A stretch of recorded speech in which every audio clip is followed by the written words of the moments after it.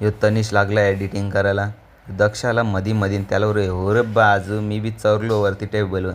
तवसरेला birthday बॉयचा ताज. त्यांनी घेतला ताज मारायला लागला शायनिंग. केक घेतला हातान त्याला बरोबर अरे बॅग तर कार. तो बोलतो बॅग बॅग विचार करायला लागला तो त्याने करली होतं ठीक आहे चल करता बोलते. हसायला लागला तवऱ्यानंला त्याला आयटमचा फोन. तर आमच्यासमोर तो जास्त काही बोलला नाही. तर हॅलो कोण बोलतं आहे.